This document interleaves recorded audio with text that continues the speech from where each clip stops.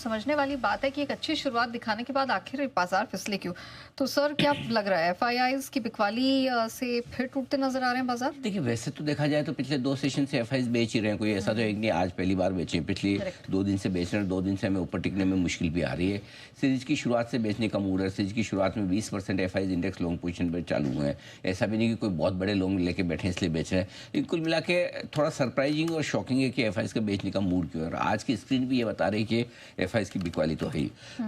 अब वैसे देखा जाए तो एफआईआईज की बिकवाली के सामने लोकल फंड्स की खरीदारी लगातार हो रही है। पिछले 2 दिन से उनसे ज़्यादा हुई है। लेकिन आज जो गिरने की बड़ी वजह ये बन गई कि गैप से हम ज़्यादा खुल गए। अगर गैप से ना खुले होते तो ज़्यादा बेहतर होता। नीचे खुलते तो शायद ज़्यादा बेहतर हो सिचुएशन होती। लेकिन गैप से खुलते एक ट्रेंड नेहा बहुत साफ दिख रहा है जी। पिछले 3-4 सेशन से आप देखिए, हरे निशान में या किसी बड़े इंपॉर्टेंट लेवल के आसपास बाजार को देखते एफआईआईज के मुंह में पानी आता है।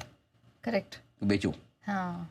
है ना, वो हो रहा है कि आप गैप से खुल गए। गैप से खुलना मुझे लगता है कि आज थोड़ी सी ये गड़बड़ वाली काम होगी जिसमें तेज मुनाफा वसूली आई।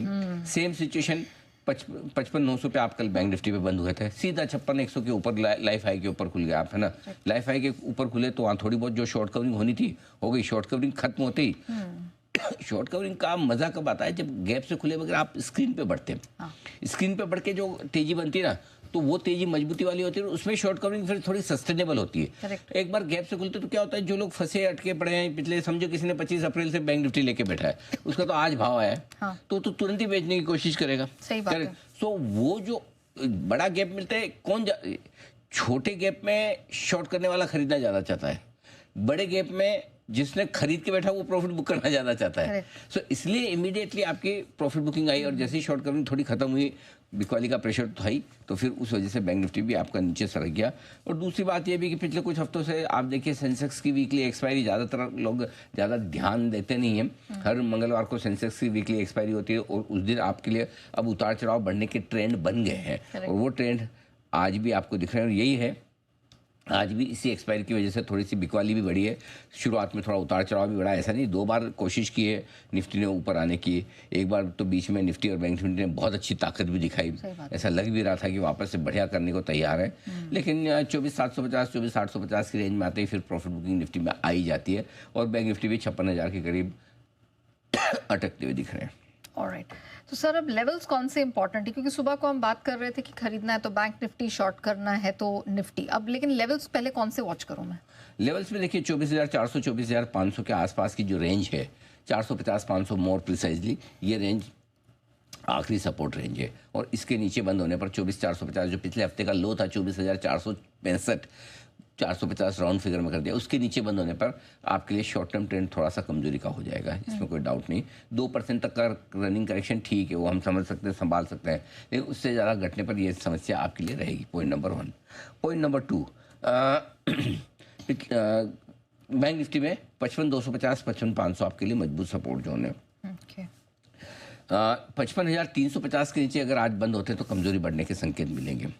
ऊपर की तरफ कितना, 24,850 के ऊपर बंद होने पर निफ्टी मजबूती के संकेत देगा और 55,900 के ऊपर बंद होने पर बैंक निफ्टी मजबूती के संकेत और बढ़ाएगा। वैसे तो निफ्टी तो, बैंक निफ्टी तो मजबूत है ही, और बैंक निफ्टी तो अभी जब तक कोई ऐसा बड़ा लेवल न तोड़े तब तक तो बैंक निफ्टी मजबूती है, उसमें मजबूती का ज़्यादा इशू नहीं है।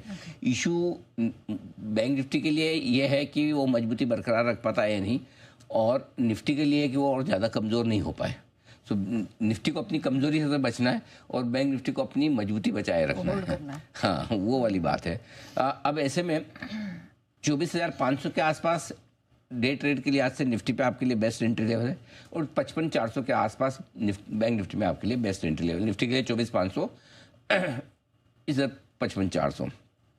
ऊपर कितना जा सकते हैं, 24,750 24,850 अब सप्लाई जोन हो गया निफ्टी में, और बैंक निफ्टी में 55,900 56,100 आपके लिए सप्लाई जोन है।